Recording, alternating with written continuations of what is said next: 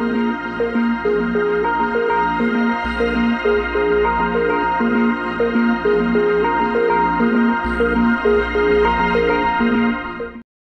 দর্শক সকলকে আমন্ত্রণ জানাচ্ছি চ্যানেল এস এর নিয়মিত আয়োজন গার্লস পাওয়ারে, powered by perfect electronics in association with বেয়ারবিজ। আপনাদের সাথে আছি আমি ঈশিতা। পুরোটা সময় জুড়ে আমরা পাওয়ারফুল গার্লসদের সাথে কথা বলবো, শুনবো তাদের বিভিন্ন চ্যালেঞ্জের কথা, তাদের যে পাওয়ারফুল অ্যাটিটিউড তার কথা। তো চলুন আমরা আমাদের অতিথির সাথে পরিচিত হয়ে নিই, দেখে আসি আমাদের স্টুডিওতে কোন কোন পাওয়ার গার্লস রয়েছেন। আপনার পরিচয়টা দিবেন। আচ্ছা, আমি তাসনিম হেলেন প্রভা। আমি বর্তমানে পড়াশোনা করছি, পাশাপাশি একজন অভিনেত্রী। এছাড়া একটা পেজেন্টেও ছিলাম আমি, miss and Mrs plus Bangladesh 2021। So এটাই হচ্ছে সংক্ষিপ্ত পরিচয়। আপনাকে স্বাগত জানাচ্ছি আমাদের চ্যানেল এস এর পাওয়ার গার্লসে। ধন্যবাদ। আপু, আমার নাম তামান্না বিনতে আসাদ। আমি একজন সিভিল ইঞ্জিনিয়ার, আর এর পাশাপাশি আমি অ্যাজ এ ফিটনেস ট্রেনার হিসেবে কাজ করছি। বর্তমানে আমি দুটো জিমে যে ফিটনেস ট্রেনার হিসেবে কাজ করতেছি, আর এর পাশাপাশি আমি চেষ্টা করতেছি আমার এই প্যাশনটাকে আরও সামনের দিকে কিভাবে আরও ভালোভাবে এগিয়ে নেওয়া যায় সেটা। ধন্যবাদ আপু, আপনাকেও স্বাগত জানাচ্ছি। Thank you. দর্শক, আমাদের সাথে দুইজন অতিথি আমাদের স্টুডিওতে উপস্থিত আছেন এবং আমাদের দ্বিতীয় পর্বে কিন্তু আরও একজন অতিথি চলে আসবেন আমাদের সাথে, যিনি কথা বলবেন তার পেশা নিয়ে, এবং সেখানে আমরা জানতে পারবো নারীর গর্ভ অবস্থায় যে আমাদের স্বাস্থ্য সেটার সচেতনতা নিয়ে, এবং নারীর গর্ভ অবস্থায় যে মুটিয়ে যাওয়ার একটা প্রবণতা থাকে সেটা থেকে উত্তরণের উপায় বা সেটা আসলে কী জন্য হয় সেসব বিষয় নিয়ে। আমাদের সাথেই থাকুন। আপাতত আমরা চলে যাচ্ছি আমাদের স্টুডিওর যে গেস্ট আছেন তাদের সাথে গল্প করতে। আপু, কেমন আছেন? আলহামদুলিল্লাহ, ভালো আছি বলেই এখানে আপনার সামনে বসে আছি। ভালো আছেন শুনে ভালো লাগলো, এবং আপনাকে পেয়েও ভালো লাগলো। অভিনয় আসলে কবে থেকে আসা, কিভাবে শুরু, যদি একটু বলতেন। অভিনয়টা আসলে একদমই নিজের ইচ্ছায়, নিজের ডিসিশনেই আসা। কোনো প্রকার সাপোর্ট সেভাবে আসলে ছিল না। আর একদম প্রথম আমার যে কাজটা করি সেটা ছিল 2017-তে। অনন্য মামুন ভাইয়ার একটি টেলিফিল্ম ছিল আলো ছায়া, যেখানে নায়িকা ছিলেন হচ্ছে আন্নি আপু এবং হিরো ছিলেন হচ্ছে আমান রেজা। তো আমি হচ্ছে প্রথম যে কাজটা করি সেটা ছিল ওনার ছোট বোনের একটা ক্যারেক্টার থাকে, খুবই ফাঙ্কি এবং মানে একটু দুষ্ট একটা ছোট বোন থাকে, চঞ্চল একটা ছোট বোন থাকে। আর সেই শুটিংয়ের গল্পটা যদি শেয়ার করি, সেদিন আমার হচ্ছে ইন্টার পরীক্ষার আগে যে টেস্টটা হয়, ফাইনাল টেস্ট, সেটার অ্যাকাউন্টিং পরীক্ষা ছিল। আমার কল টাইম ছিল 3টায়, কিন্তু আমার যেহেতু কলেজটা দূরে ছিল সেখান থেকে এসে আমি শুটিংয়ে অ্যাটেন্ড করতে পারতাম না। তো আমার একটু আবার অ্যাজমার প্রবলেম আছে, যেটা আমার রাতে একটু বাড়ে। তো আমি একটা দুষ্টামি করি সেদিন, যে আমি অ্যাজমার ওষুধটা খাই না। না খেয়ে থাকার কারণে সকালে আমার অবস্থা অবশ্যই পরীক্ষা দিতে যাওয়ার মতো থাকে না একদমই, যে কারণে আমি পরীক্ষাটা স্কিপ করতে পারি, কারণ বাসা থেকে আমার ফ্যামিলি খুবই স্ট্রিক্ট ছিল, মানে কখনোই যেতে দিবে না। কিন্তু যখনই দুপুর হয়ে আসতেছে তখন আমি হচ্ছে পারফেক্টলি মেডিসিন নিয়ে সুস্থ হয়ে 3টার দিকে আমি সেটে। ও মাই গড! তো এটা ছিল আমার একদম প্রথম কাজ, অভিনয় একদম প্রথম শুটিং। তো আমার কাছে এটা মজা লাগে, যদিও এটা ফ্যামিলি জানতে পারলে সমস্যা। খুবই বোল্ড এবং একটা ব্রেভ বলা যায়। অ্যাটেম্প্ট করেছিলেন, যদিও এক্সাম মিস করাটা আমি সাপোর্ট করি না, বাট তারপরে ওকে প্যাশনের জন্য করাই যায়। তো আপু, প্রশ্ন হলো যে আমাদের তো অনেক প্রফেশনের সুযোগ আছে, আপনার কেন মনে হলো এটা, মানে অভিনয়কেই কেন প্রফেশন হিসেবে নেওয়ার কথা মনে হলো? এই প্রশ্নটার উত্তর না আসলে আমার কাছে মানে পরিষ্কারভাবে নেই, কারণ আমার ছোটবেলা থেকে নাচ গান বা সাংস্কৃতিক যেই বিষয়গুলো, এগুলো আমার ভালো লাগে। আর অভিনয়টা আমি জানি না, এটা আমি বাচ্চাকাল যখন একদম ছোট ছিলাম তখন আমি বলতাম যে নায়িকা হব, তখন তো অভিনয় জিনিসটা বুঝি না। আর আমরা বিটিভিতে যাদেরকে দেখতাম, মৌসুমী, শাবনূর বা শাবানা, এই 3টা নাম আমি আমার নামের সাথে অ্যাড করতাম। মানে আমার নাম তাসনিম হেলেন প্রভা, মৌসুমী, শাবনূর, শাবানা, এইভাবে বলতাম। তো তখন তো আমি জাস্ট 4-5 বছরের বাচ্চা। তো আমি যে বড় হয়ে এটাকে প্রফেশন হিসেবে নিব বা নিব না, এত কিছু আমি কখনো ভাবি নাই। বা আমার আব্বু চাইতেন যে আমি ডক্টর হব, কিন্তু আমি কখনো ওইভাবে কল্পনাই করতে পারি নাই যে আমি অন্য কিছু হব। মানে হলো যে প্ল্যান করে আমরা যে ক্যারিয়ার সিলেক্ট করি, ইটস নট লাইক দ্যাট। এটা হলো আমার ছোটবেলা থেকেই ভালো লাগা ছিল, আমার প্যাশনও বলা যায়, আমরা যেটাকে প্যাশন বলি, এটা এই প্যাশনের জায়গা থেকে, ভালো লাগার জায়গা থেকে নায়িকা হব। মানে সবাই আমরা মেয়েরা কিন্তু আয়নার সামনে নিজেকে নায়িকাই মনে করি, ইভেন আমি আমার আম্মু যেটা বলতো যে ঠিক আছে এটা মনে আছে, তোমাকে যখন কেউ জিজ্ঞেস করবে কি হতে চাও তুমি বলবা ডক্টর হতে চাই, যেহেতু তোমার আব্বু মানে এটা চায়। কিন্তু আমি খুবই অনেস্ট ছিলাম যে আমি বলে ফেলতাম। হ্যাঁ আমি বলে ফেলতাম, টিচাররা জিজ্ঞেস করুক ভরা ক্লাসে আমার যেটা মন থেকে আসে সেটাই বলতাম। ব্রেভ। মানে তখন তো এত কিছু বুঝি না, বড় হয়ে নায়িকা হব, এটা ছিল একটা অ্যান্সার। ইভেন আমি পরীক্ষার খাতায়ও এটা লিখে আসছি। Oh that's great. Aim in life paragraph ছিল বাংলা, সেখানে ওইটা লিখে আসছি। হিরোইন। হ্যাঁ হিরোইন, তখন এত বুঝতাম না আসলে অভিনয় বা নাট্যমঞ্চ, এত ভাগ বুঝতাম না। ইভেন আমি বলতাম যে সিনেমা দেখার সময় যে আম্মু এখন গেলে কি, ওই যে একটা ট্রেনের একটা সিন থাকে মৌসুমীর, আমি বলতাম আম্মু চলো এখানে যাই, গেলে এখন মৌসুমীকে দেখতে পাবো। এটা আমারও ছিল, পরে আসবো সেখানে। আপুর সাথে কথা বলছি। কেমন আছেন আপু? আলহামদুলিল্লাহ ভালো আছি, আপনি ভালো আছেন আপু? ভালো আছি। আপনাকে পেয়ে ভালো হয়ে গেছি আরো, আপনাকে ভালো লাগছে, বাসন্তী বাসন্তী ফিলটা আমি পাচ্ছি। Thank you. তো সব সেক্টর থাকতে এখানেই কেন এবং কিভাবে? আচ্ছা, আমি যখন ছোট ছিলাম তখন হচ্ছে আমার আম্মু ছোটবেলায় খুব বলতো যে আমার মেয়েটা না হয়ে যদি এইটা আমার ছেলে হইতো। আচ্ছা, আক্ষেপ। আর আমার বড় 2 ভাই, ওদের বলতো যে ওরা যদি মেয়ে হইতো। তো এই যে এই মানে শুনছি না যে আম্মুর ছেলে হইতে হবে আমাকে। তো তখন থেকে দেখা গেছে যে আমি আমার ফ্যামিলির অনেক কাজ, লাইক বাজারের কাজগুলাও, অনেক ভারী ভারী কাজগুলাও আমি নিজে থেকেই করতাম। রাইট। তো একটা সময় দেখা গেছে যে আমি বাসার অনেক আমাদের লোক থাক সত্ত্বেও আমি নিজে যে অনেক ভারী জিনিস লাইক চালের বস্তা বা বাজারের ব্যাগ এগুলা ক্যারি করতাম। তো তখন থেকেই আমার মধ্যে একটা স্ট্রেংথ চলে আসে যে না আমি পারবো। মানে ফিজিক্যাল স্ট্রেংথের থেকে তখন বেশি ম্যাটার করলো হলো mental strength. Mental strength, yes. কিন্তু আমার আম্মুর ইচ্ছা ছিল যে আমার ছেলে হবে হচ্ছে ইঞ্জিনিয়ার, আমার মেয়ে হবে হচ্ছে ডাক্তার। তো সামহাও আমার ইন্টারের পরে ডাক্তারের প্রতি কোনো ইন্টারেস্ট ছিল না। দেন ঠিক আছে, বাবা মা যখন বলতেছে পড়াশোনা করতে হবে, করি। তো তখন হচ্ছে আমি আপনার ইঞ্জিনিয়ারিংয়ে ভর্তি হইলাম। কিন্তু আমার ওই ইঞ্জিনিয়ারিংয়ের প্রতি অতটা ভালোবাসা কোনোদিনও ছিল না, সত্যি কথা। মানে পড়ার কথা পড়ছি, মান সম্মান বাঁচাইতে হবে, গ্রাজুয়েশন কম করতে হবে, এরকম টাইপের আর কি। আমি ছোট থেকে একটু চাবি টাইপের, একটু হেলদি টাইপের ছিলাম। তো আমাকে সব জায়গায় স্কুলে সবাই আমাকে হাতি মুরগি মানে এই টাইপের বুলিং করতো। তো আমি হচ্ছে তখন আমি বাসায়, তখন অনেক আগের কথা বলতেছি, লাইক আপনার ধরেন 12 এরকম। তখন কিন্তু ফেসবুক বা ইউটিউব এত জনপ্রিয় ছিল না। এক্স্যাক্টলি।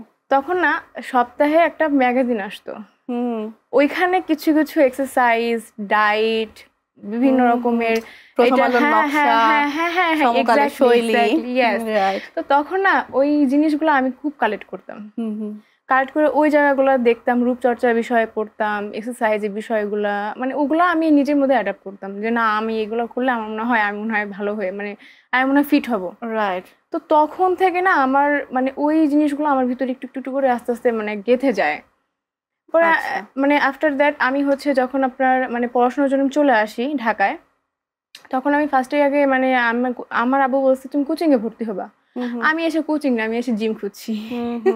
মানে সেলফ লাভ থেকে আমি এটা কাউকে বলি নাই। আমার কিন্তু আপু ওই বললাম আমার ছোট থেকেই একটা তাড়না ভিতরে যে আমার মানে আমাকে ফিট হইতে হবে। হ্যাঁ, আমাকে সুন্দর দেখতে লাগবে, মানে নট অনলি যে আমাকে সুন্দর বলতে আমার চেহারা সুন্দর বা ফর্সা, আমি এগুলো বোঝাচ্ছি না। আমাকে ফিট মানে দেখে যাতে মানুষ বলে না মানে ইউ আর পারফেক্ট গার্ল, এরকম আর কি। তো তখন আমার না ওই যে একটা ভালোবাসার জায়গা তৈরি হলো, আমি জিমে গেলাম নিজের মতো। তখন ছোট বাচ্চা যা করাইতো তাই করতাম। করোনা টাইম চলে আসলো। আচ্ছা। করোনা টাইমে তো পুরোপুরি লকডাউন, ভার্সিটি বন্ধ, অনলাইন ক্লাস। তো তখন তো আমার মানে হোম ফিরে যেতেই হবে। তো বাসায় বসেও আমি দেখা গেছে যে অনেক হাঁটতাম, অনেক মানে ফ্রি হ্যান্ড এক্সারসাইজ, স্ট্রেচিং। হ্যাঁ, ওখান থেকে না আমার ভিতরে দেখা গেছে যে টিচার হওয়ার যে প্রবণতাটা, মানে একা একা যদি আমি নিজের প্রতি নিজে করতে পারি তাহলে আমি আরেকজনকে কেন করাতে পারবো না। রাইট।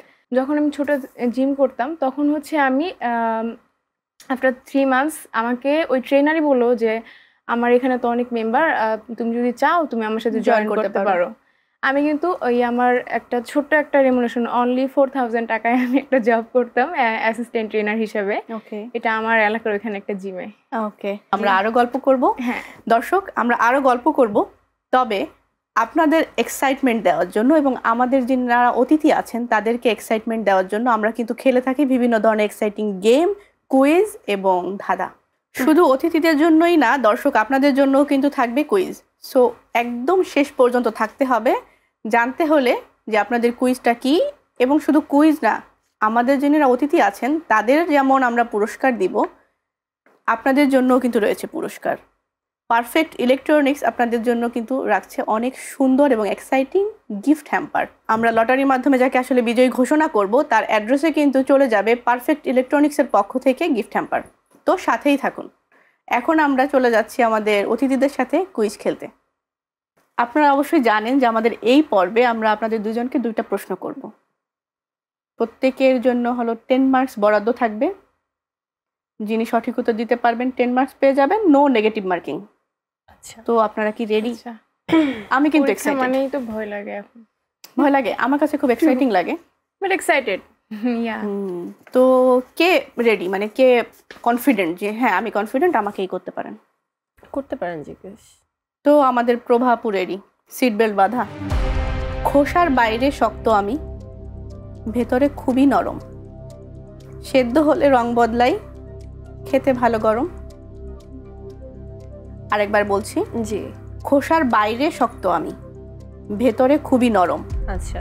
সেদ্ধ হলে রং বদলাই, খেতে ভালো গরম। ডিম। শিওর? ইয়া, ভেবে চিন্তে বলতে হবে কিন্তু। ডিম। আমরা আরেকটু ভাবি। আচ্ছা বা কেন মনে হলো ডিম, মানে আমাকে একটু যদি লিংক আপ করা যায়। আচ্ছা, খোসার বাহিরে শক্ত, Right. ডিমটা তো ডিমের খোসা তো শক্তই হয় বাহিরের অংশ, আর ভেতরটা তো নরম হয়। আর Okay. সেদ্ধ হওয়ার আগে এটা কিন্তু ট্রান্সপারেন্ট একটা কালার থাকে, রাইট। আর সেদ্ধ হওয়ার পর সেটা কিন্তু ফুললি হোয়াইট হয়ে যায়, Okay. তো কালারটাও চেঞ্জ হয়। তো ডিম মনে আপনার কি হচ্ছে। মনে হয় ঠিক? হ্যাঁ একদম কারেক্ট। তো আমাদের প্রোগ্রামের নাম আসলে এমনিতেই গার্লস পাওয়ার না, আমাদের গার্লসরা আসলেই powerful, intelligent, smart. So you are right. 10 points for আমাদের প্রভাব। এবার কিছুটা কনফিডেন্ট ফিল হচ্ছে? Fully confident. Fully confident. Okay, তাহলে আমি চলে যাচ্ছি, দেরি করি না। হ্যাঁ শিওর। পান করো যথাযথ, শরীর করে চলন্ত, কম বেশিতে প্রাণটা যায়, যতটা লাগে ঠিক তত। আমি আবার বলবো, পান করো যথাযথ, হুম শরীর করে চলন্ত, হুম। কম বেশিতে প্রাণটা যায়, যতটা লাগে ঠিক তত। কম বেশিতে প্রাণ যায়। যায় আচ্ছা, যতটা লাগে ঠিক তত, মানে আমার যতটা লাগবে ঠিক ততটুকুই আমাকে নিতে হবে, রিসিভ করতে হবে। আচ্ছা, পান করো যথাযথ, যথাযথ মানে নিয়ম মেনে, হ্যাঁ, পরিমাণ মেনে, মতো। পরিমাণ মেনে। ফিটনেস ইনস্ট্রাক্টরের কিন্তু জানা উচিত। আমরা কিন্তু কাউন্টডাউনে চলে যাব। ওয়েট ওয়েট ওয়েট 5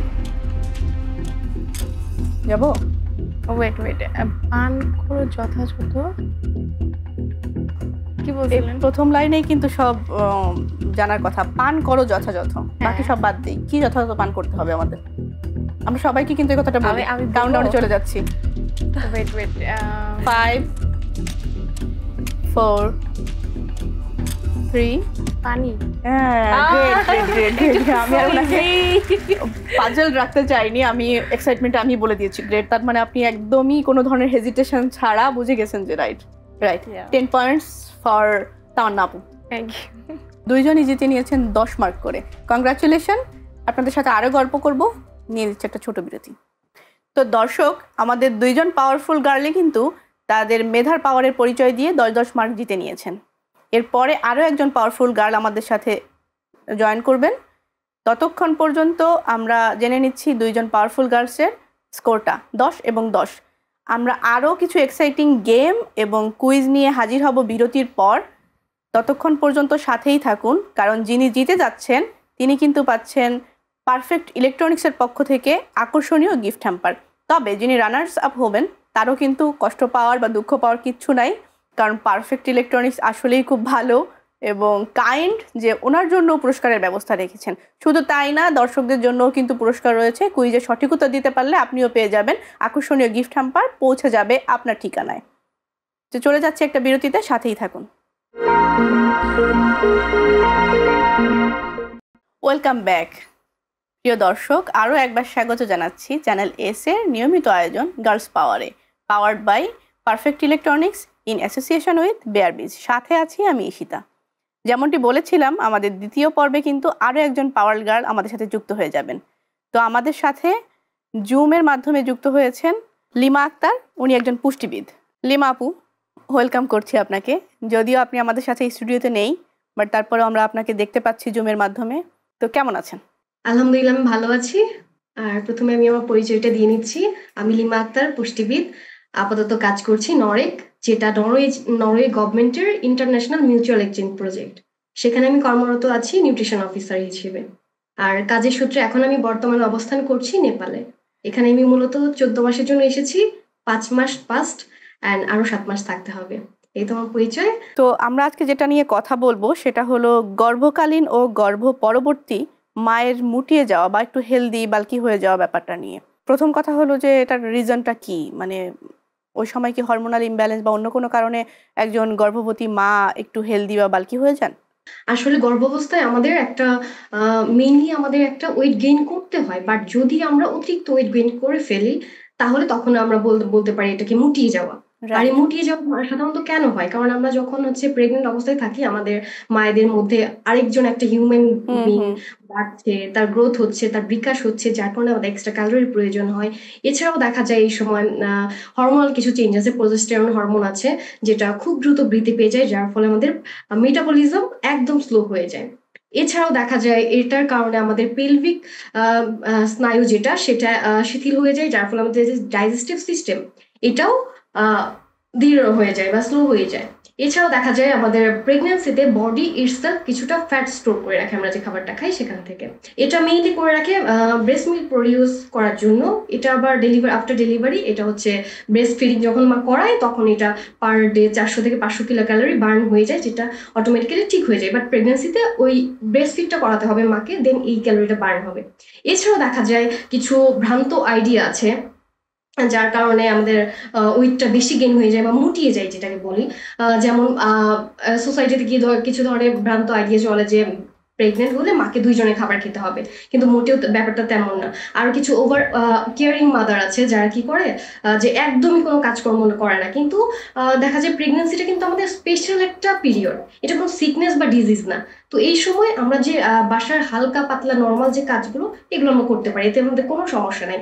আর যদি ডক্টর বেড রেস্ট সাজেস্ট করে, এছাড়া আমাদের বেড রেস্টের কোনো দরকার নেই, আমরা নর্মাল আমাদের যে লাইফের যে অ্যাক্টিভিটিগুলো আছে এগুলো আমরা করতে পারি, তাহলেই দেখা যাবে আমরা মুটিয়ে যাবো না। ভালো একটা মিথ সম্পর্কে জানলাম, সেটা হলো যে আমাদের প্রচলিত মিথ যে আপনাকে 2 জনের খাবার খেতে হবে, বাবু এবং আপনার খাবার। যাই হোক, বেবি বার্থের পরে কতদিন পর থেকে একজন মাদার আবার ফিটনেস জার্নিটা শুরু করতে পারে? মেইনলি হচ্ছে এটা যদি নর্মাল ডেলিভারি হয় তাহলে তো আপনি খুব দ্রুত এক্সারসাইজ শুরু করতে, এক্সারসাইজ বলতে হেভি এক্সারসাইজ করা যাবে না টিল 6 মান্থ। তখন আপনাকে 6 মান্থ পর্যন্ত আপনাকে প্রপার ডায়েটটা ফলো করতে হবে, কারণ ওই সময় আপনার থেকে বেবিটা ব্রেস্ট ফিড করবে, আপনার খাবার থেকে বেবি নিউট্রিয়েন্টস পাবে সেজন্য। তবে 6 মান্থের আগে হালকা পাতলা কিছু এক্সারসাইজ আছে, এগুলো করা যাবে, ইয়োগা করা যাবে, এটা করা যাবে, এবং প্রপার ডায়েট এবং প্রপার এক্সারসাইজ আফটার 6 মান্থ বেবির হলে দেন এটা শুরু করা উচিত। আর সি সেকশনের ব্যাপারে? সি সেকশন হলে তো এটা ডক্টর অ্যাডভাইস অনুযায়ী আপনার বডি কন্ডিশন কেমন আছে সেটার উপর ডিপেন্ড করে। তারপরে 40 ডেজ আপনার একদম মোটামুটি বেড রেস্টে থাকা উচিত। বেড রেস্ট বলা যায় না, মোটামুটি রেস্টে থাকা উচিত। আফটার আপনি হালকা পাতলা অ্যাক্টিভিটি, হালকা পাতলা ইয়োগা, ব্রিদিং ইয়োগা আছে, মানে খুব যে হার্ড ইয়োগা বা এক্সারসাইজ করতে হবে এরকম না, খুবই লাইট যে ইয়োগাগুলো আছে আমরা এগুলো দিয়ে স্টার্ট করতে পারি। প্রেগনেন্সির সময়টাতে বা প্রেগনেন্সির পরে মাদারের খুব ঘুমের একটা ইস্যুস দেখা যায়। ঘুম হলে খুব টায়ার্ড ফিল হচ্ছে, বা এমন হয় যে অনেক টায়ার্ড ফিল হচ্ছে বাট নট স্লিপি। তো সেক্ষেত্রে আসলে আমাকে কি সাজেস্ট করবেন, কিভাবে কি করা যায়? এই সময় দেখা যায় মায়েরা বেবির প্রতি বেশি কেয়ারিং থাকে, সেক্ষেত্রে মায়েদের নিজের প্রতি একটু কেয়ার করতে হবে, যেমন রাতে ঘুমটা যেন প্রপার হয়, সেক্ষেত্রে মাকেও পর্যাপ্ত যত্ন দিতে হবে। সেক্ষেত্রে ফ্যামিলি মেম্বার সব থেকে বেটার মানে অপশন হিসেবে কাজ করতে পারে, যে মাকে ওই মেন্টাল সাপোর্ট বা ফিজিক্যাল সাপোর্ট যেটাই হোক সেটা দিতে পারে। রাইট। এখন একটা পার্সোনাল কোশ্চেনে যাব, আপনি কি মা একজন, মানে আপনার কি বেবি আছে? না, আমার বেবি নেই এখনো। যাই হোক, বাট মা নিয়েই কাজ। আমি প্রিভিয়াসলি মেরি স্টোকস ক্লিনিকে ছিলাম বাংলাদেশে থাকতে, সেখানে আমি মাদের নিয়েই কাজ করেছি, এখনো মাদের নিয়েই কাজ করছি। তো in a side I feel like mother. Right, I can understand. আমাদের সবসময় মানি ডিল করতে হয় না, সেজন্য। প্রশ্নটা করার কারণ হলো আমি একজন মা এবং আমার বাচ্চার বয়স হলো 15 বছর। তো আমি যেটা আপনার কাছে জানতে চাইবো যে বিউটিফুল প্রিটি থাকতে হলে মা হওয়ার পরে কি কি করতে হবে? থ্যাংক ইউ সো মাচ আপু। মা হওয়ার পরেও মানে আপনি মা হয়েছেন মানে কিন্তু আপনার এজ হয়ে গেছে বা নিজের প্রতি যে লাভ, সেলফ লাভ, এটা কিন্তু লুজ করলে চলবে না। নিজেকে ভালোবাসতে হবে, বেবি কেয়ার তো করতে হবে, বাট নিজের জন্য অবশ্যই ডেইলি একটা ফিক্স টাইম রাখতে হবে যেন নিজেকে ফিট রাখতে পারি। বিশেষ করে ইয়োগা এবং এক্সারসাইজ, এটা কখনোই ছাড়া চলবে না বেবিকে। যেহেতু আপনার বেবি মাশাআল্লাহ মোটামুটি বড় হয়ে গেছে, এখন ওকে ওইভাবে টাইম দিতে হয় না, বাট কিছু গাইডলাইন্স দিতে হয়তো কিছু মনিটর করতে হয়। বাট আপনি কিন্তু একটা টাইম বের করে নিতে পারেন নিজের জন্য। যখনই খাবার দাবার খাবেন আনহেলদি, সব থেকে খারাপ জিনিস হচ্ছে আনহেলদি খাবার ইনটেক করা, সুগার ইনটেক করা। এই জাতীয় জিনিসগুলো একদমই অ্যাভয়েড করবেন। ন্যাচারাল খাবার দাবার খাবেন যেটা আপনাকে ফিট রাখতে হেল্প করবে। পরবর্তী প্রশ্ন সেটা হলো আমাদের সামনে রমজান মাস আসছে। তো তখন আসলে ব্রেস্ট ফিডিং মাদাররা কি রোজা রাখতে পারবেন কিনা, বা কত বছর বয়সের বাচ্চা থাকার পরে রোজা রাখতে পারবে, বা এরকম কোনো বিধিনিষেধ আছে কিনা? না, এই ধরনের কোনো সমস্যা হয় না। বেবি যদি একদমই ছোট না থাকে, মোটামুটি ব্রেস্ট ফিড করে বেবি, আপনি হেলথের জন্য কিন্তু ফাস্টিংটা খুবই ভালো। তবে রোজার সময় আনহেলদি খাবার খাওয়া যাবে না। যদি দেখা যায় সুগার ফল পড়ে যাচ্ছে, আপনার ডায়াবেটিস খুব বেশি বেড়ে গেছে, এই টাইপের কোনো ডিজিজ না থাকে, কোনো ধরনের ইস্যু না থাকে, ডক্টরের কোনো ধরনের বাধা না থাকে, তাহলে আপনার রোজা রাখতে কোনো সমস্যা নাই। ব্রেস্ট মিল্ক পেতে পারে সারা দিনে, পর্যাপ্ত লিকুইড খেতে হবে। ওই জিনিসটা আপনার রাতে ব্যাকআপটাই সেহরি এবং ইফতারে ওই জিনিসটা ব্যাকআপ করে দিতে হবে। তো আপু, আপনার কি কোনো কোশ্চেন আছে ফিটনেস নিয়ে? আসলে আমি 2জন বেবির মম, আমার 2জন ছেলে বাবু আছে। তো আমার অনেকগুলো প্রশ্ন, এর থেকে আমি 2টো প্রশ্ন করব। আমার যে ছোট ছেলে, সে 2022-এ জন্মায়। তো আমি তাকে নিয়ে খুব দুর্দান্ত একটা জার্নি পার করি আমার লাইফে। সেটা হচ্ছে আমি একটা পেজেন্টে ছিলাম, miss and Mrs plus Bangladesh. ওটা হচ্ছে হেলদি ওমেনদেরকে নিয়ে। এটার মূল হচ্ছে বুলিংটা বা হচ্ছে না করা। তো তখন আমি প্রেগনেন্ট ছিলাম 7 মাসের, এবং এটা নিয়ে আমাকে অনেক কিছু শুনতে হয় যে 7 মাসের প্রেগনেন্সি নিয়ে আমি রেগুলার ক্লাস করছি, তারপরে স্টেজ পারফর্ম করছি, মানে আমি স্বাভাবিক যেরকম ছিলাম সেরকমই লাইফটা লিড করি। ওই ফ্রেজটা আমি পার করে এসেছি। কিন্তু আমার প্রশ্ন হচ্ছে, আমার একটু ক্লান্ত লাগতো দুপুরে খাবার পর 3টা-4টায় আমার ক্লাসে যেতে একটু ক্লান্ত লাগতো, কিন্তু আমি সেটা এনজয় করেছি। কিন্তু আমার আশেপাশে যারা অনেক বেশি অরিড ছিল যে বেবির কোনো ক্ষতি হবে বা আমি হয়তো বা কাজটা ঠিক করছি না, তো এই জিনিসটা নিয়ে আপনি কি বলবেন?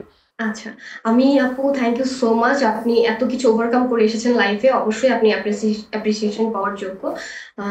আর আমি আগেই বলেছিলাম যে প্রেগনেন্সি কিন্তু কোনো ডিজিজ বা সিকনেস না, এটা লাইফের একটা নর্মাল একটা পিরিয়ড, যেখানে আপনার সিকনেস বা কোনো ডিজিজ ভেবে আমি বাসায় বসে থাকবো এরকম না।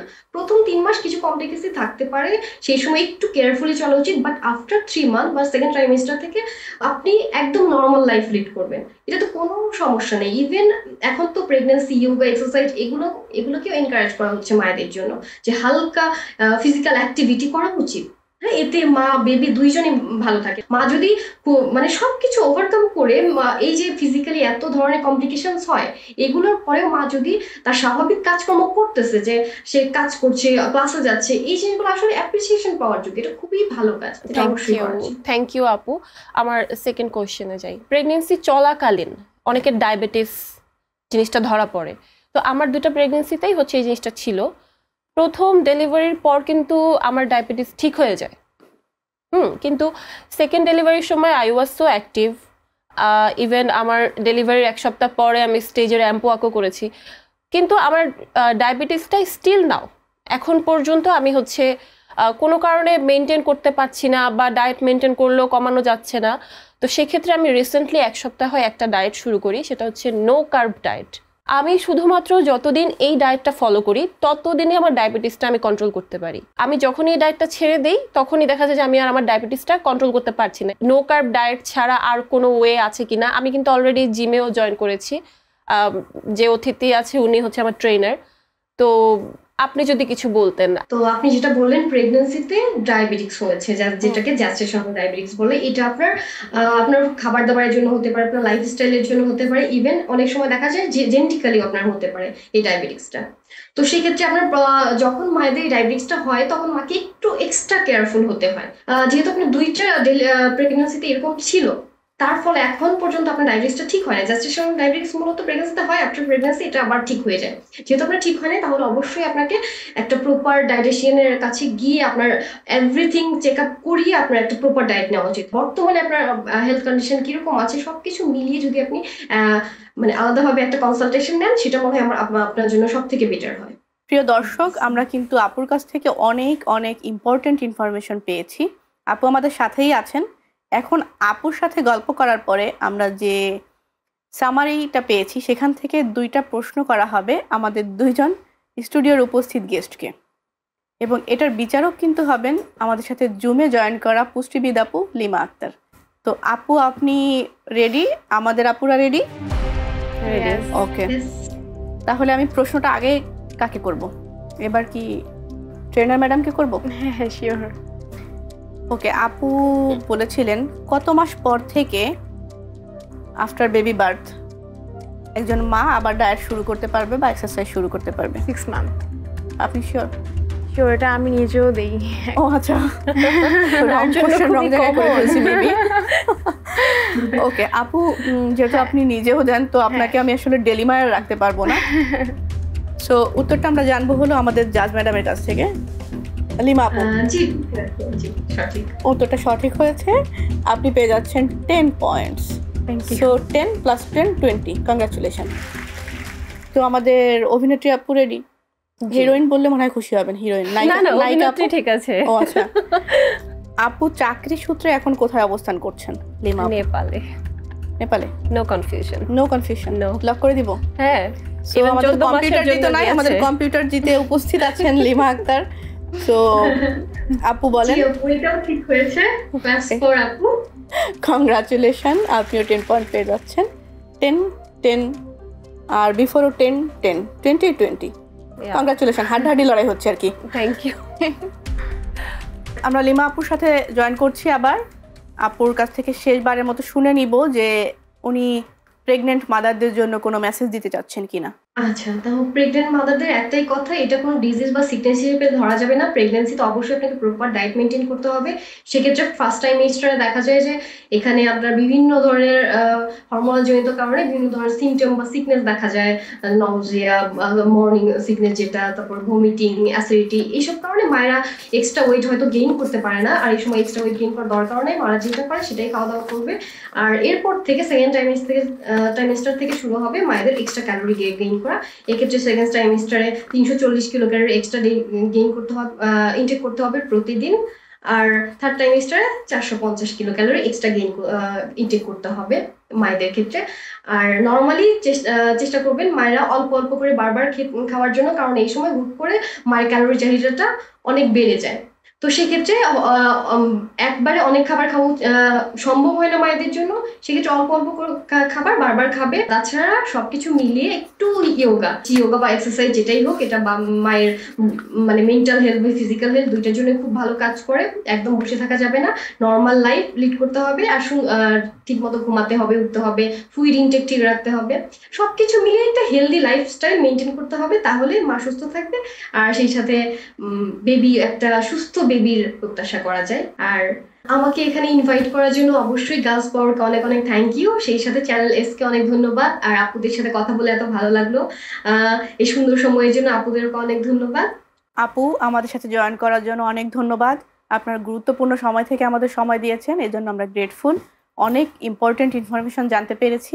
আর আমার 2 বিউটিফুল গেস্ট, আপনাদেরও ধন্যবাদ। আপনারা অনেক এক্সাইটমেন্ট নিয়ে এবং অনেক ধৈর্য সহকারে আপুর গল্প শুনেছেন, প্রশ্নের উত্তর দিয়েছেন, 10 মার্ক জিতে নিয়েছেন। দর্শক, সময় হয়ে গেছে দ্বিতীয় বিরতি নেওয়ার। সাথেই থাকুন, আপনারা দেখছেন চ্যানেল এস এর নিয়মিত আয়োজন girls power, powered by perfect electronics in association with বেয়ারবিজ। সাথে আছি আমি ঈশিতা। বিরতির ওপারে কিন্তু আরও এক্সাইটমেন্ট অপেক্ষা করছে, তো সাথেই থাকুন। প্রিয় দর্শক, আবারও আমন্ত্রণ জানাচ্ছি চ্যানেল এস এর নিয়মিত আয়োজন গার্লস পাওয়ারে, powered by perfect electronics in association with বেয়ারবিজ। সাথে আছি আমি ঈশিতা। আমাদের সাথে 2 জন পাওয়ার গার্লস উপস্থিত আছেন। তাদের সাথে আমরা গল্প করছিলাম, খেলছিলাম বিভিন্ন ধরনের গেম। এই পর্যায়ে কিন্তু গেম চেঞ্জের একটা সুযোগ রয়েছে। 2 জন আপুই কিন্তু 2 পর্বে 10 করে 20 মার্ক জিতে নিয়েছেন, কিন্তু এ পর্যায়ে আমরা টার্ন দ্য টেবিল হয়ে যেতে পারে। সেটা হলো আমরা এখন আপুদের সাথে যে কুইজটা নিয়ে খেলবো তার জন্য আপুরা যদি সঠিক উত্তর দিতে পারেন তাহলে পেয়ে যাবেন 30 পয়েন্ট, আর যদি ভুল উত্তর দেন তাহলে কিন্তু এবার মাইনাস হওয়ার সুযোগ রয়ে গেছে, 15 পয়েন্ট কেটে দিব আমরা।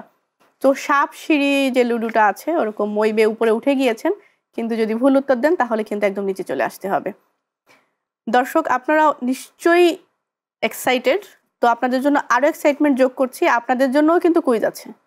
সো পেন পেপার নিয়ে রেডি হয়ে যান, কিছুক্ষণ আমরা গল্প করবো অতিথির সাথে, এরপরে আপনাদের কুইজ নিয়ে চলে আসছি, সাথেই থাকুন। আপু, জি, আপনি তো একজন অভিনেত্রী, তো আপনার নিজের পছন্দের অভিনেত্রীকে এমন কি কেউ আছে যাকে ফলো করেন বা আইডল হিসেবে মনে করেন? সেভাবে কাউকে ফলো করা হয়নি, কিন্তু ছোটবেলা থেকে আমার না ফ্যামিলি অনেক কনজারভেটিভ, তো ওইভাবে দেখা যেত যে মিডিয়ার সবাইকে চিনতাম জানতাম ওইরকম বিষয়টা ছিল না। তাই ভিটিভিতে মানে বিটিভি আমার সঙ্গে ছিল, তো ওখানে যাদের বেশি বেশি মুখ দেখতাম, শাবানা, শাবনূর, মৌসুমী, তো এনাদেরকেই না ঘুরে ফিরে ভালো লাগতো। আর আরেকটু পুরানো দিকে গেলে দেখা গেলো বুলবুল আহমেদ, তারপর অনেকের হয়তো বা নামও বলতে পারবো না, কিন্তু ছোটবেলা থেকে দেখতাম, তো ওনারাই আসলে প্রিয়। ওইভাবে কাউকে এক্স্যাক্টলি ফলো করা হয় না। আচ্ছা, তো আপনার এমন হয় যে সেলিব্রিটি ক্রাশ কেউ আছেন? সেলিব্রিটি ক্রাশ বাংলাদেশে ওভারঅল বলতে পারেন, ইন্টারন্যাশনালি বলতে পারেন। ওইভাবে ক্রাশ খাওয়া হয়নি। একটা সময় আমার বলিউডের সিদ্ধার্থ মালহোত্রাকে খুব ভালো লাগতো। ওকে, তো তার অভিনয় বা তার চাল চলন এগুলো আমার ভালো লাগতো। আচ্ছা, আপুর গল্প ধরেই শিফট হচ্ছে আপনার কাছে, আপনার কোনো এমন ক্রাশ আছে? সেলিব্রিটি ক্রাশ যদি বলি। সেলিব্রিটি ক্রাশ, হ্যাঁ, ইমরান হাশমি। ওকে, বেশ ভালো। মাইন অলসো ক্রাশ বলি না, বাট আমি ওনাকে পছন্দ করি। এটা হচ্ছে আমার পাশ্চাত্য দেশের কথা বললাম। আর আমার দেশের কথা যদি বলি, বর্তমানে সিয়াম। আচ্ছা, বেশ কমন উনি ফিমেলদের মধ্যে। ওকে, তো আপুর কাছে আমরা ফেরত যাচ্ছি, যেটা হলো যে অভিনয় করতে করতে কখনো মনে হয়েছে যে ব্যক্তি জীবনে অভিনয় খুব প্রয়োজন, বা আমি ব্যক্তি জীবনে অভিনয় করে ফেলছি, বা আমি আমার সত্তা থেকে বের হয়ে আমি স্ক্রিনে অভিনয় করতে করতে আমি নিজের সাথে কখনো অভিনয় করে ফেলেছি? আমার মনে হয় কি, স্ক্রিন থেকে বের হয়ে অভিনয় করছি ব্যাপারটা এরকম না। আপনি, আমি বা সে, আমরা সবাই সারাক্ষণ অভিনয়ই করছি। কেন আমি এটা বুঝিয়ে বলি, যে যখন আমি আমার বেবির সামনে তখন আমি সব কিছু পারি, কিন্তু যখন আমি আমার মায়ের সামনে তখন আমি তার বাসায় গেলে কিছুই পারি না। আমি তখন তার মেয়ের ক্যারেক্টারটা প্লে করতেছি, আর যখন আমি আমার বাচ্চার সামনে তখন আমি তার মায়ের ক্যারেক্টারটা প্লে করতেছি।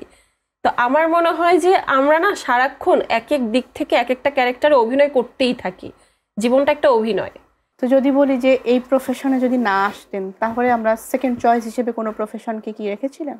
আমার আব্বু আমাকে ডক্টর করতে চেয়েছিলেন, তো একটা টাইম পর্যন্ত আমার একদম ইচ্ছা ছিল না। আমি সায়েন্সের বই জমা দিয়ে কমার্সের বই নিয়েছিলাম, যে আমি এত ম্যাথ পারবো না, রাইট, যাতে আমাকে ওই প্রফেশনে যেতে না হয়। কিন্তু এখন কোনো একটা জায়গায় এসে মনে হয় যে না, আশেপাশে যা দেখছি অনেক ডক্টররা কিন্তু সিঙ্গার হয়, অনেক ডক্টররা অভিনেত্রী হয়, পাশাপাশি অনেক কিছু করা যায়। হ্যাঁ, তো হয়তোবা যদি হতাম না তা না, যদিও এই প্রফেশনে থাকলেও হয়তোবা আমি ডক্টর হতে পারতাম আমার বাবার সাপোর্টে। সেকেন্ড পছন্দের প্রফেশন যদি বলি সেটা হলো ডক্টর। এখন সেটা আমার মনে হয়। চলে আসছে আপুর কাছে, আপনি তো একজন ফিটনেস ইনস্ট্রাক্টর, অলরেডি আমাদের একজন অভিনেত্রী আপনার ছাত্রী, বা বলা যায় যে আপনি তার ট্রেনার। তো এমন কখনো হয়েছে যে উনি ছাড়া আরো কোনো আমাদের কান্ট্রির সেলিব্রিটি আপনার শিক্ষার্থী হয়েছেন, বা আপনি তাকে ট্রেন করেছেন, এমন কি কখনো সুযোগ হয়েছে? হ্যাঁ, এখন বর্তমানে একজন আছেন আমাদের, হচ্ছে নিউজ প্রেজেন্টার, মানে মিডিয়াতে উনি কাজ করেন, এটি নিউজের। তো ফারদিন টুম্পা আপু, ওনাকে আমি রাইট নাও ট্রেন করছি। আচ্ছা, আপনার জিমটা কোথায়? বর্তমান দুটা জিমে আছি। একটা হচ্ছে আফতাবনগর, ডক্টর জাহাঙ্গীর কবির স্যার, ওনারই নিজস্ব জিম, ফিটনেস অ্যারেনা। আর আরেকটা হচ্ছে আমাদের বসুন্ধরায়, ডি ব্লকে, আপন ফ্যামিলি মার্টে, চারতলায়।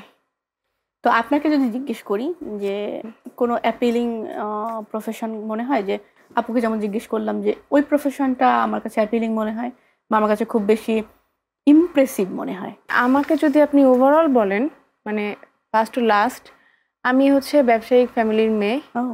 তো তো আমার বাবার নিজস্ব বিজনেস আছে। আচ্ছা আচ্ছা। তো আমি যদি কিছু নাই পারি লাস্টে গিয়ে বিজনেস। না, কিছু না পারি অপশন ছিল না, অপশন ছিল যে ওই প্রফেশনটা আমার কাছে খুব ভালো লাগে, যেমন ওটাই আমার আমি মনে করতাম, আমি ওটাই মনে করতাম যে আমি কিছু না পারলে কিছু না করলে ঠিক আছে আমি বিজনেস করবো, আমি বিজনেস ওম্যান হবো, এরকম আচ্ছা। ভাবতাম। আপুরা আপনাদের অনেক ধন্যবাদ, আপনারা আমার সাথে এতক্ষণ স্বতঃস্ফূর্তভাবে অংশগ্রহণ করেছেন, বেশ ভালো সাপোর্ট দিয়েছেন, ভালো লেগেছে কথা বলে। এখন চলে যাব আমার দর্শকের কাছে। দর্শক, আপুদের সাথে গল্প করে চলে আসলাম আপনাদের কাছে, কারণ আমি জানি আপনাদের কাছে তাড়াতাড়ি না আসলে আপনারা মন খারাপ করে ফেলবেন, আর আমি চাই না আমার দর্শকরা আমার উপর মন খারাপ করে থাকুক। তো এখন কিন্তু সেই excited moment, TikTok TikTok TikTok. গত পর্বের কুইজের উত্তরটা এখন আমরা দিয়ে দিব, আর জেনে নিব কে ছিলেন বিজয়ী।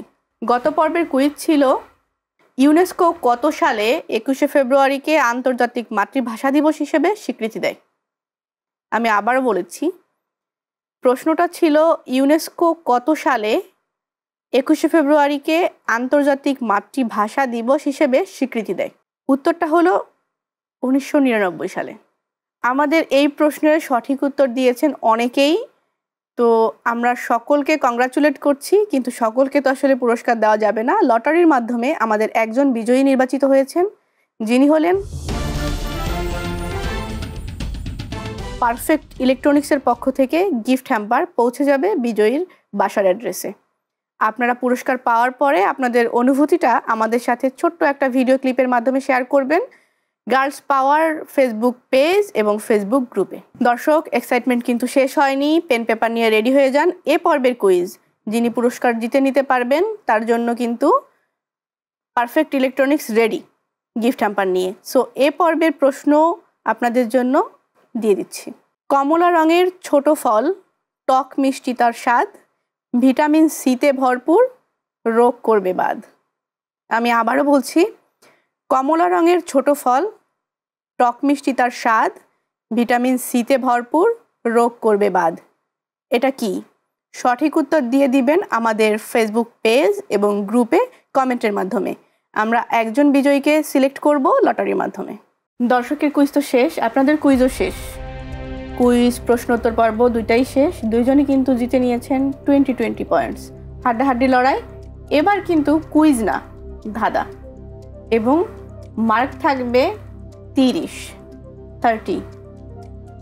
সঠিক উত্তর না দিতে পারলে পাস করতে পারবেন, বাট ভুল উত্তর দিলে পেয়ে যাবেন -15। ওই যে সাপসিঁড়ি লুডো যেটা বলেছিলাম, ধাম করে নিচে চলে আসবেন। তো আপনারা রেডি? ভয় লাগছে? রেডি না, টেনশন, নার্ভাস কিছু না? বাহ, বেশ চ্যালেঞ্জিং, মানে চ্যালেঞ্জ নেওয়ার মতো মনোভাব নেওয়া দুই মেয়ে। তো আগে আসলে কাকে প্রশ্ন করব? আপনাকে? ওকে, আমাদের ফিটনেস ইনস্ট্রাক্টর আপুর জন্য প্রশ্ন। ওজন কমাও, সুস্থ থাকো, সকাল সন্ধ্যা ব্যায়াম, আমার সাথে চর্চা করো, শরীর হবে সুঠাম। আমি কে? আবার বলবো? হ্যাঁ।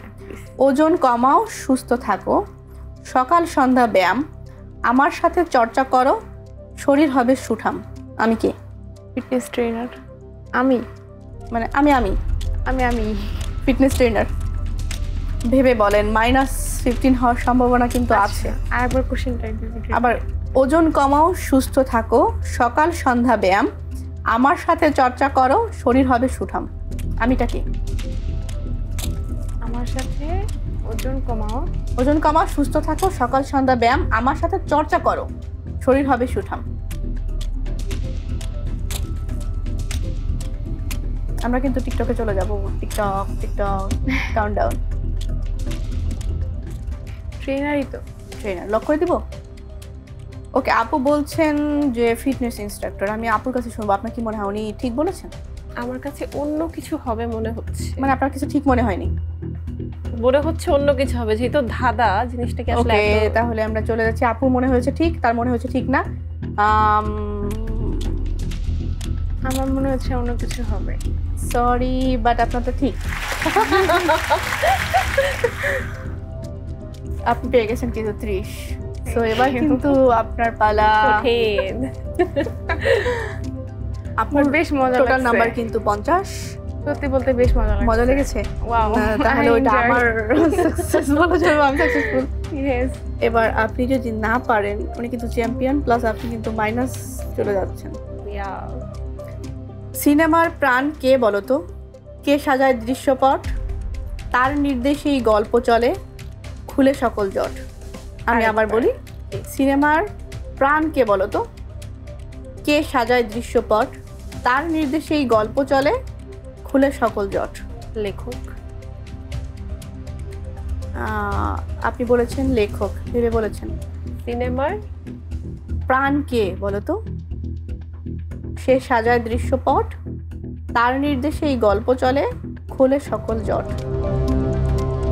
হ্যাঁ, আপনি যদি না বলতে পারেন তাহলে 0, কিন্তু ভুল উত্তর দিলে কিন্তু আবার আপনি মাইনাস। না না, আমার যেটা কনফিউশন হচ্ছে ডিরেক্টর এবং লেখক, এই দুইটার মধ্যে কনফিউশন হচ্ছে। আমি আরেকবার শুনবো। তার আচ্ছা, সিনেমার প্রাণ কে বলো তো? সে সাজায় দৃশ্যপট, তার নির্দেশেই গল্প চলে, খুলে সকল জট। দৃশ্যপট তো স্ক্রিপ্ট রাইটার। একটা নিতে হবে, আমরা কিন্তু কাউন্টারে চলে যাচ্ছি। আচ্ছা আচ্ছা, 5, দৃশ্যপট সাজায় স্ক্রিপ্ট 4, ডিরেক্টর তো দৃশ্যপট সাজায় না। Okay, 3, script writer. Script writer. Okay, lock করে দিলাম, নো চেঞ্জ। না, এবার আপনি বলেন, উনি কি ঠিক? আমার মেবি মাইনাসও যাওয়া। আমার কাছে মনে হচ্ছে কাহিনী, মানে একটা গল্প, সিনেমার একটা সেটাই। গল্প। একটা পার্সনের কথা বলা হয়েছে, পার্সনটা কি হবে? পার্সনটা মানে অভিনেত্রী ওর। ওকে, আমি বলে দিচ্ছি, আপুটা রং ছিল পরিচালক, কিন্তু আপনি তো লক করেছেন আচ্ছা, স্ক্রিপ্ট রাইটার। ওকে, তো আপনি আসলে সরি টু সে -15। ওকে, তার মানে আপনার টোটাল নাম্বার হচ্ছে 20 থেকে 15 মাইনাস মানে 5, আর আপনার হলো 50, মানে ওনার থেকে আপনি 10 গুণ বেশি। যাই হোক, শিক্ষিকা তো। তো আমাদের চ্যাম্পিয়ন হচ্ছেন আমাদের ইনস্ট্রাক্টর আপু, তামান্না আপু। তার জন্য একটা করতালি। তো দর্শক, আমরা কিন্তু আমাদের বিজয়ীকে পেয়ে গিয়েছি। এতক্ষণ আপনারা সাথে ছিলেন, তার জন্য ধন্যবাদ। আপনারাও জেনে গিয়েছেন যে বিজয়ীকে। তো বিজয়ীকে তো আমাদের অনার করতেই হয়, তার জন্য পারফেক্ট ইলেকট্রনিক্সের পক্ষ থেকে রয়েছে গিফট হ্যাম্পার, রানার্স আপ আপুর জন্যও রয়েছে গিফট হ্যাম্পার, আর আপনাদের জন্য তো রয়েছেই। তো আমরা এখন চলে যাচ্ছি আপুদের হাতে তাদের পুরস্কারটি তুলে দেওয়ার জন্য। পারফেক্ট ইলেকট্রনিক্সের পক্ষ থেকে আপনার জন্য এই গিফটটা। Thank you. আর আমাদের যিনি বিজয়ী আছেন তার জন্য আমরা গিফট হ্যাম্পারটা তুলে দিচ্ছি আমাদের উইনার আপুর হাতে। থ্যাংক ইউ আপু। তো কেমন লাগছে পুরস্কার পাওয়ার পরে? খুবই ভালো। একটুখানি ভুলের জন্য প্রধান পুরস্কারটা পেলাম না, সেজন্য একটু পেলাম খারাপ। না। আপুর কেমন লাগছে? খুবই ভালো লাগে। উইনার হওয়ার পরে তো একটু বেশি ভালো লাগছে। হ্যাঁ, আমি একটু কনফিউজ ছিলাম, বাট তারপরও মনে হলো যে না, আপনি যখন বলতেছিলেন প্রত্যেকটা ওয়ার্ড, আমি নিজেকে ওই জায়গায় বসাচ্ছিলাম। এই জন্য কিন্তু একবারে বলছি আমি। আসলে ধাঁধা হোক যাই হোক, লাইফটাকে ইজি করে নিতে হবে, এটাই লার্নিং। আপনাদের ধন্যবাদ আমাদের সাথে আমাদের সময় দেওয়ার জন্য, আমাদের স্টুডিওতে আসার জন্য, আপনাদের লাইফের অনেক কিছু শেয়ার করার জন্য, যেটা দুইজনের দুইটা সিক্রেট জেনে গেলাম আমি। তো ভালো থাকবেন, আবার হয়তো কোনো প্রোগ্রামে আপনাদের সাথে দেখা হবে। সবার জন্য শুভকামনা, আমার জন্য দোয়া করবেন। জি, আপনাকে অসংখ্য ধন্যবাদ আপু, আমাদেরকে অনেক সুন্দর করে অনেক মজার খেলার মাধ্যমে অনেক উৎসাহিত করার জন্য। Thank you so much. Thank you so. তো দর্শক, আপুদের পুরস্কার তো আপুরা পেয়ে গিয়েছে, এখন আপনাদের পালা। আমাদের ফেসবুক পেজ এবং গ্রুপে কমেন্টের মাধ্যমে আপনারা সঠিক উত্তর দিয়ে কিন্তু জিতে নিতে পারেন আপনাদের গিফট হ্যাম্পারটি। তার জন্য কিন্তু পারফেক্ট ইলেকট্রনিক্স রেডি। তো আজকের মতো এখানেই শেষ করছি, পরবর্তী আয়োজন দেখার আমন্ত্রণ জানাচ্ছি। সবাই ভালো থাকবেন, সুস্থ থাকবেন, আমার জন্য দোয়া করবেন। শুভরাত্রি।